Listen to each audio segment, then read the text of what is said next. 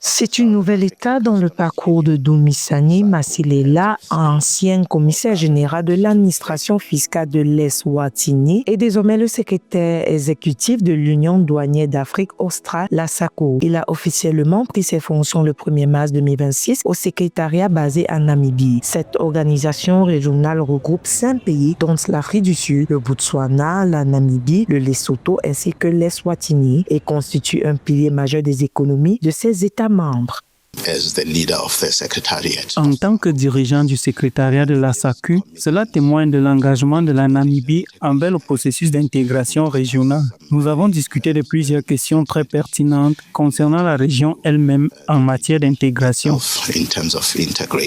La nomination de Dumisani Masilela est intervenue à l'issue d'un processus de sélection rigoureux au cours duquel il s'est imposé comme le candidat le mieux classé avec un soutien unanime des États membres. Avant sa prise de fonction, il occupait un poste de conseiller technique au Fonds monétaire international à Washington après une expérience en Afrique centrale dans la gestion des recettes publiques. Son profil de technocrate et son expertise en fiscalité font de lui un acteur clé dans une institution où les décisions économiques sont souvent sensibles. Face au dynamisme que nous observons dans l'environnement mondial, toute organisation ou tout dispositif doit se réinventer de temps à autre.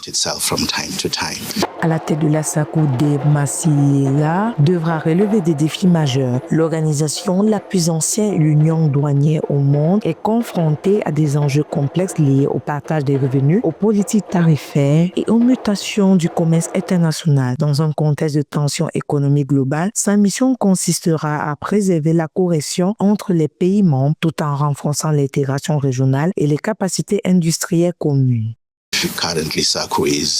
Actuellement, la SACU est engagée dans une initiative visant à se réinventer. Nous avons également abordé la stratégie car la SACU a élaboré et approuvé une stratégie couvrant la période 2022 à 2027.